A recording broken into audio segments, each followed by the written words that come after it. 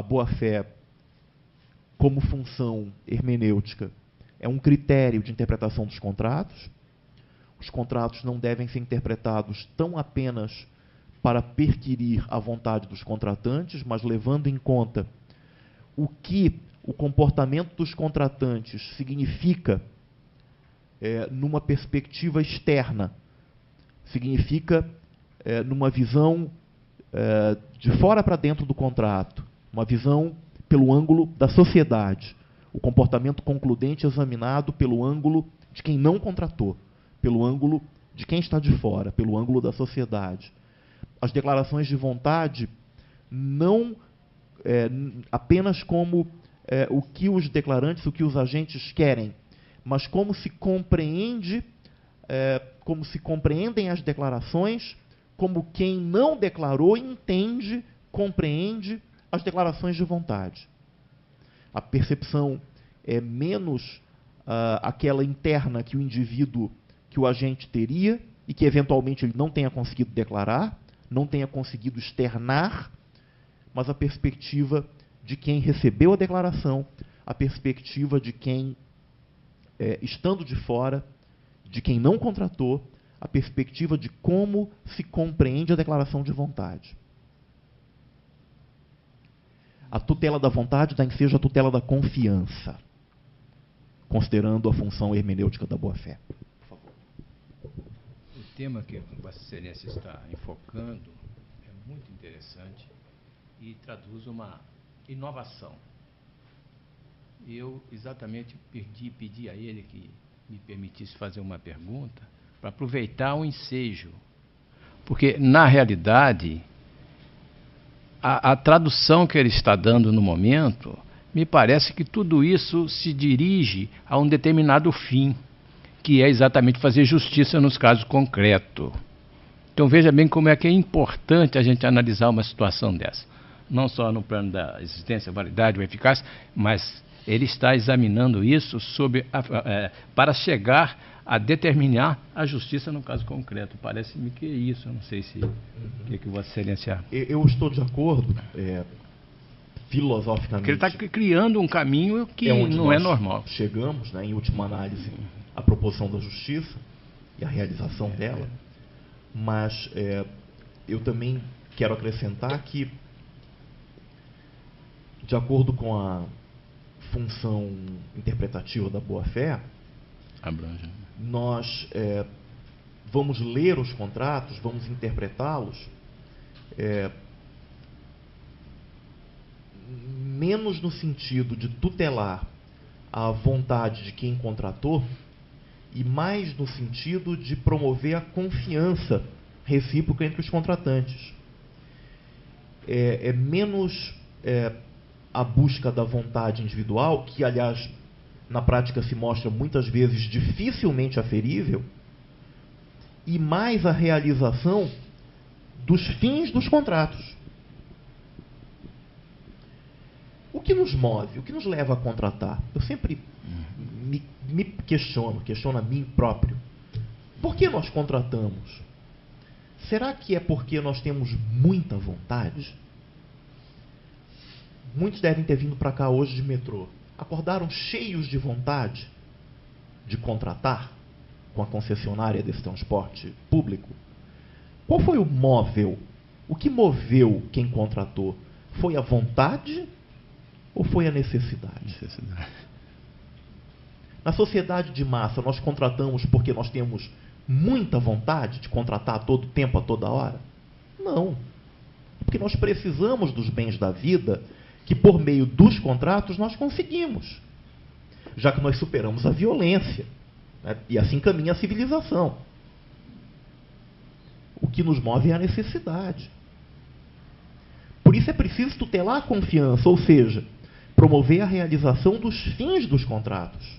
Isso importa muito mais do que descobrir a intenção, naquela perspectiva clássica do século XVIII, do século XIX, de buscar, de conhecer a vontade, a intenção, a vontade real. O que é a vontade real? Numa economia tão standardizada como a dos dias de hoje, muito difícil conhecer uma intenção.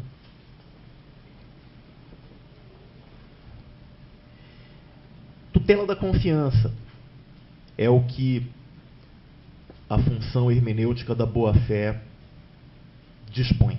Tutela da confiança, superando o velho paradigma da tutela da vontade.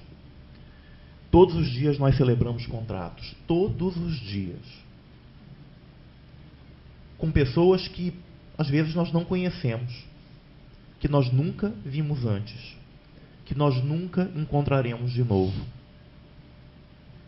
E ainda assim nós confiamos. E essa confiança, então, não deve ser rompida. A frustração da confiança deve ser sancionada. Os fins dos contratos devem ser atendidos. Poder confiar é essencial para a convivência pacífica entre as pessoas. E cabe ao direito tutelar, promover a confiança. Pela função corretiva, nós temos o controle da abusividade. Foi a grande contribuição do direito alemão da primeira metade do século XX. O nosso direito do consumidor, o Código de 1990, bem percebeu e recolheu essa influência. Mas ela se aplica não só nas relações de consumo. O papel corretivo da boa-fé tem aplicação no direito comum, tem aplicação para as relações civis. O artigo 187 do Código Civil, quando trata do abuso de direito, o faz também recebendo a influência do direito francês, do pensamento de Josserand, da relatividade dos direitos subjetivos, mas expressamente se refere à boa-fé, como um critério, tanto quanto o da relatividade dos direitos subjetivos, para se aferir à abusividade. E, afinal, o papel integrativo, a função integrativa, a boa-fé é fonte de deveres. Ainda há pouco eu dizia que nem tudo no contrato é contratual, nem tudo decorre da vontade de quem contratou. Nós podemos imaginar no contrato, uma visão bem atual, dois tipos de deveres. Os deveres decorrentes da vontade das partes, e é claro, é assim que nós conhecemos um contrato, nós sabemos o que as partes querem. Mas também deveres que não dependem de quem contratou, deveres que são extraídos, que são imponíveis à luz da boa-fé objetiva.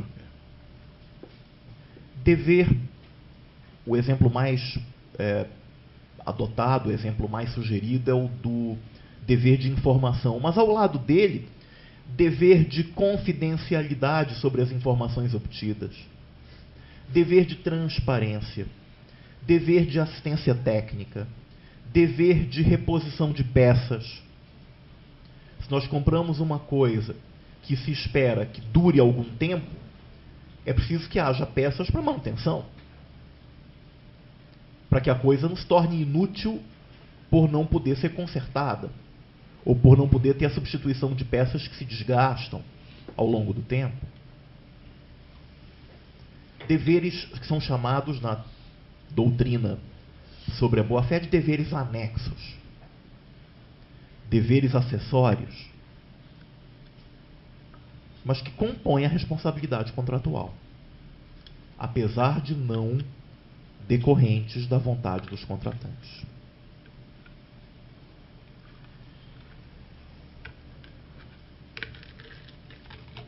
Eu ainda volto àquela primeira grande indagação. Obrigado.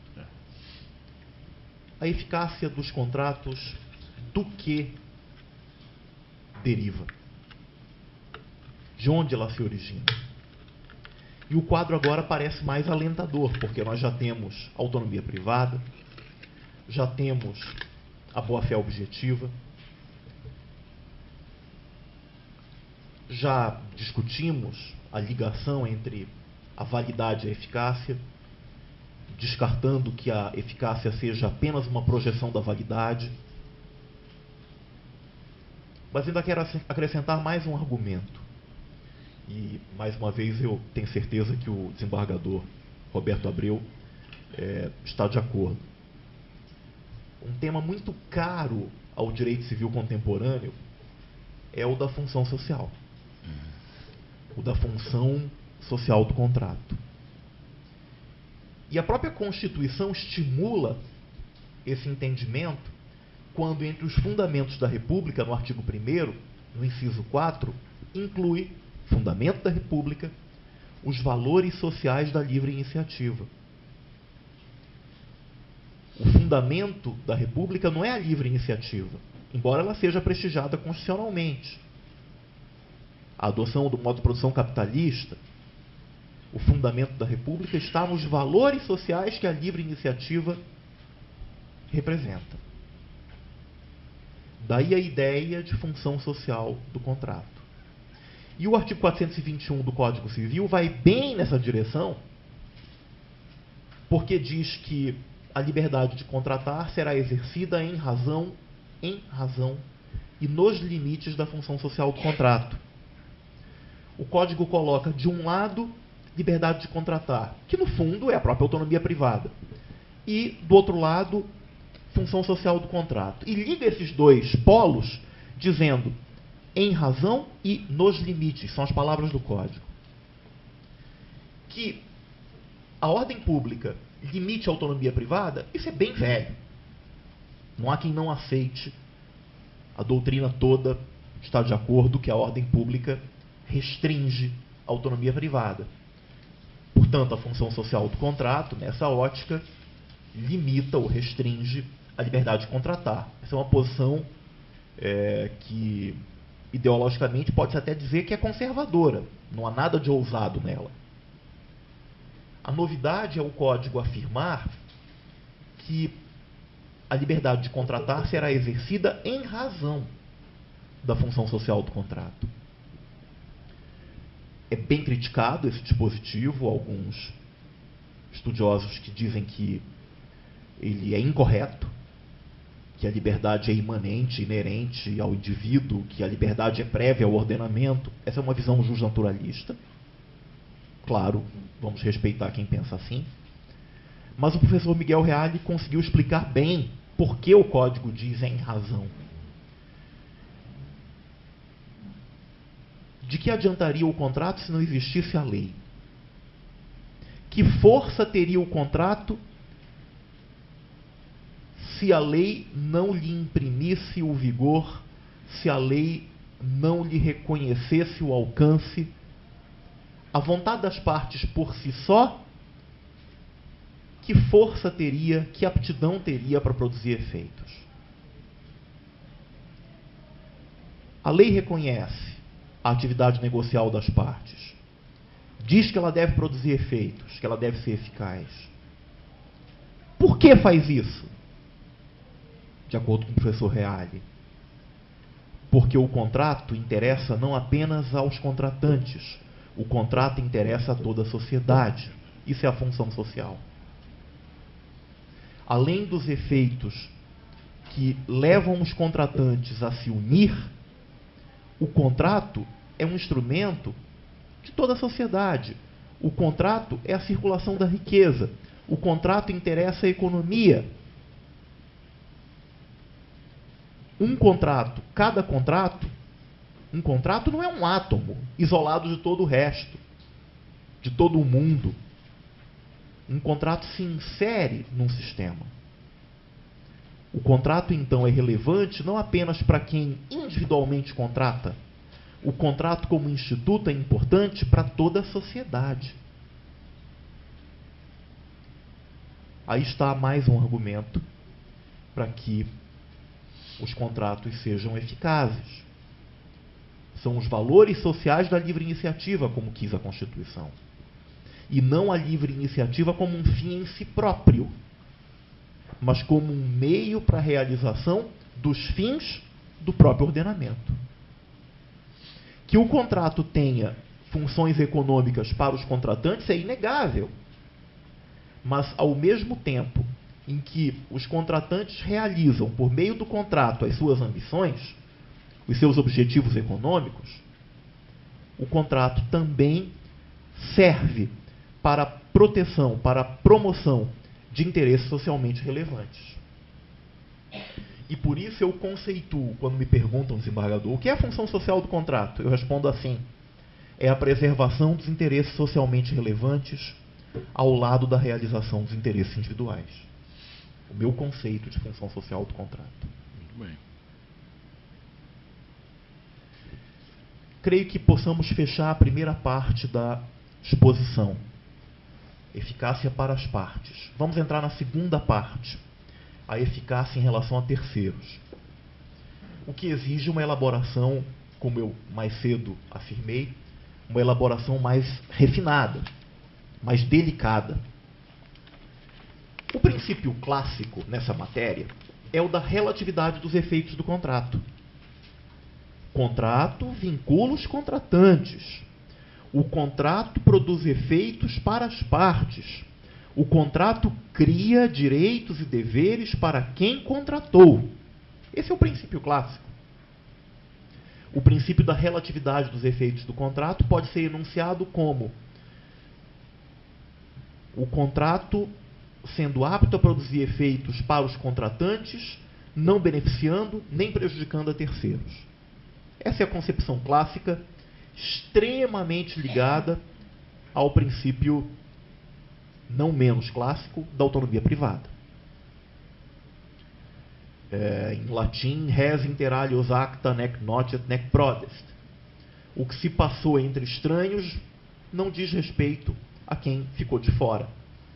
Não beneficia nem prejudica. Não aproveita nem prejudica. Mas será que ainda é assim? Acho que já chegou a hora de nós pensarmos numa teoria unitária dos direitos patrimoniais. Que todos nós aprendemos, todos nós nos formamos, desde cedo aprendemos a separar os direitos obrigacionais e os direitos reais. E logo uma diferença que se coloca é que os direitos obrigacionais, direitos pessoais, direitos de crédito, são oponíveis entre as partes, interpartes. Ao passo que os direitos reais são oponíveis contra todos, erga omnes. Todos nós aprendemos assim. Mas será que ainda é assim? Ainda deve ser assim? Que, por um lado, os direitos de crédito têm alguma projeção na esfera jurídica de terceiros. Eu vou mostrar isso. Então, assim, eles se tornam menos relativos. Eles ganham alguma oponibilidade contra quem não contratou. Ao mesmo tempo em que cada vez mais os direitos reais se mostram menos absolutos e mais relativos. A ideia de direitos absolutos não é tão simpática ao pensamento jurídico contemporâneo. De uma oponibilidade extremada contra todo mundo. O que talvez nos leve, daqui a alguns anos, a ter uma teoria unitária para os direitos subjetivos patrimoniais.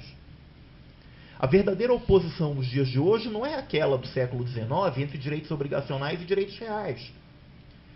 O contraste nos dias de hoje está entre direitos patrimoniais e direitos da personalidade. Entre as situações subjetivas patrimoniais e as situações subjetivas existenciais, de tutela da personalidade humana, pelos direitos da personalidade, com outras técnicas também, não só os direitos da personalidade. Pois bem, enquanto o princípio tradicional da relatividade fecha o contrato para os contratantes, o princípio que ainda há pouco foi mencionado, o princípio da função social, abre o contrato para os não contratantes. Eu lembro de um caso, aliás, um precedente, porque há outros casos semelhantes na jurisprudência, muitos, mas um precedente que foi julgado anos atrás pelo Superior Tribunal de Justiça, que envolvia seguro de vida, seguro de veículo, seguro de carro. Seguro de carro, uma pessoa havia segurado o seu veículo contra todos os sinistros que são normalmente protegidos. Furto, colisão, atropelamento. E, lamentavelmente, aconteceu um atropelamento com morte. O terceiro foi atropelado e faleceu. Os herdeiros dele, seus familiares, propuseram ação em face da seguradora, que na contestação apresentou uma preliminar de ilegitimidade, dizendo: não tem nada a ver com isso, não contratei com os autores, nem com o genitor dos autores, princípio da relatividade dos efeitos do contrato, o contrato de seguro só cria direitos e deveres entre segurado e segurador, terceiros não podem exigir o cumprimento pela seguradora de qualquer obrigação. Foi a defesa como preliminar, foi o que disse a seguradora. Chegou ao STJ esse caso, é um caso bem conhecido. E a ministra Nancy Andrighi, como relatora, reconheceu a legitimidade da seguradora para figurar no processo e condenou a seguradora a pagar a indenização securitária prevista na apólice. Qual foi o grande fundamento da decisão? Função social do contrato de seguro. O seguro protege não apenas o segurado, mas protege todos aqueles que podem ser alcançados pelas condutas do segurado, como quem sofre uma colisão, como no caso se deu, como quem é atropelado. Nem todo mundo concorda com isso. Alguns têm uma outra visão sobre esse caso concreto, mas ele formou um precedente que até hoje vem sendo aplicado. E vários casos posteriores tiveram a mesma solução. E tem uma lógica, né? E tem toda uma lógica. Eu porque isso também entendo como correta a decisão, bem correta. Imaginem já economiza tempo. Além da economia processual, imaginem ter que processar o segurado, discutir a culpa, se ele foi causador ou não do acidente, e depois ele buscar a indenização securitária. E uma das grandes vantagens do seguro também é a objetivação da responsabilidade. O seguro não discrimina se o segurado teve culpa ou não teve culpa, o seguro paga a indenização. Se precisar da liminar também do juiz, também é muito pior, né? Já determina e já faz a penhora, já faz a garantia, né? Mas pode prosseguir. Tem um caso no direito brasileiro que eu acho que é o grande exemplo. Até hoje ainda pende de uma decisão definitiva. Foi um caso rumoroso, um caso de anos atrás, um caso que vocês vão lembrar. No verão de 2003, 2004, um conhecido cantor de pagode, eu não vou dizer o nome porque afinal sempre paira alguma possibilidade de ter que responder por dano moral, mas enfim, vocês sabem de quem se trata. E tem muita testemunha. Está sendo gravado, né? É sempre bom ser prudente. Mas todo mundo sabe quem é. Isso a mídia amplamente noticiou e como era uma campanha publicitária, todo mundo viu. Vocês vão lembrar. O cantor era garoto propaganda de uma cervejaria. Uma cerveja que vinha ganhando mercado, ele anunciava essa cerveja, uma cerveja que vinha ocupando um espaço maior no mercado, mas não era, até hoje não é, está longe disso de ser a número 1. Esse contrato foi celebrado, eu tive acesso, com prazo de 12 meses, com cláusula de exclusividade, é bom que se diga. Mas na mesma estação, ainda no verão, em janeiro de 2004, o cantor foi convidado por uma cervejaria concorrente, esta sim a líder do mercado, a grande empresa brasileira multinacional, de uma cerveja que é líder há muitos anos do mercado, e ele aceitou fazer campanha publicitária para a segunda cervejaria, violando assim o contrato celebrado com a primeira cervejaria. A campanha foi, do ponto de vista do marketing, da publicidade, genial. Foi um verdadeiro golpe na ascensão daquela cerveja nova que estava ganhando mercado. Porque ele dizia, nesse comercial, o comercial da segunda cerveja, que é de um grupo econômico muito poderoso e que não é líder do mercado à toa, não é por acaso que é líder do mercado. Nesse segundo comercial, ele dizia, desembargador, ele cantava mais ou menos assim: fui provar outro sabor, eu sei, mas não largo meu amor, voltei. E com isso ele destruiu a campanha da primeira cerveja. Bom, as mulheres não gostam, né? Porque é o homem dizendo, fui provar outro sabor, voltei, meu bem, estou de volta. Recebido de braços abertos. As mulheres sempre ficam com o pé atrás quando ouvem isso. É uma atitude cafajeste, vamos dizer assim. Bom, adivinham o que aconteceu, né? Vários processos entre as cervejarias, o cantor. Mas o mais importante, um dos processos, a meu ver, o mais relevante, é aquele em que a primeira cervejaria processa a segunda cervejaria, dizendo que ela aliciou o cantor, que ela promoveu inadimplemento contratual. E a maior defesa da segunda cervejaria é dizer: eu contratei, tenho liberdade de contratar, contratei o cantor, eu não tinha relação nenhuma com a primeira cervejaria, eu não posso ter violado um contrato do qual eu não era parte. O contrato era entre a primeira cervejaria e o cantor, o primeiro contrato que afinal foi violado. Então a segunda cervejaria diz: eu sou parte ilegítima. Eu não tenho que pagar nenhuma indenização à primeira cervejaria porque eu não contratei com ela.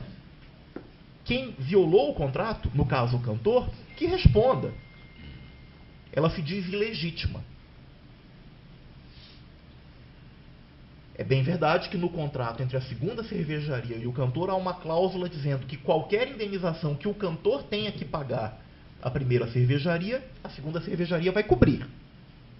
Mas uma coisa é condenar o cantor, que é uma pessoa física, e na fixação do dano moral aqueles parâmetros sempre vão ser pensados, capacidade econômica do infrator.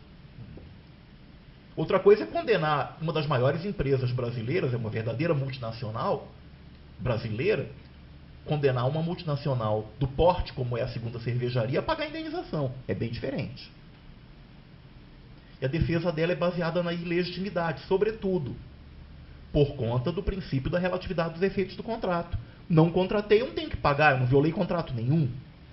O cantor que seja condenado, ele que responda pelos seus atos. Em São Paulo, no Tribunal de Justiça, o princípio da função social foi homenageado. A projeção do contrato para além dos contratantes, a cervejaria foi condenada. A segunda cervejaria. Pende ainda no STJ o recurso especial. Chegou a ser julgado, o acórdão de São Paulo foi confirmado, mas adiante as decisões do STJ foram declaradas nulas. Ex officio pelo relator, que percebeu o impedimento, ele havia julgado, mas depois ele percebeu o impedimento. Agora pende um novo julgamento no STJ. Acredito que a decisão de São Paulo vai ser confirmada. Já foi uma vez, provavelmente será a segunda. Esse exemplo nos mostra que os contratos produzem efeitos, projetam seus efeitos, também para quem não contratou. No mínimo no sentido de impedir que terceiros promovam o inadimplemento dos contratantes, como se deu no caso concreto. Foi exclusivamente pelo convite da segunda cervejaria, e eu imagino irresistível pelo cachê oferecido, foi exclusivamente o convite da segunda cervejaria que levou o cantor a inadimplir o contrato com a primeira cervejaria. Mas pelo princípio da relatividade dos efeitos do contrato, não se poderia alcançar a segunda cervejaria. Ela não seria legítima. Superando o princípio da relatividade ou mitigando-o com o recurso ao princípio da função social, é possível sim alcançar a segunda cervejaria. Já que o contrato, não só esse, qualquer contrato, o contrato como instituto também projeta efeitos para terceiros.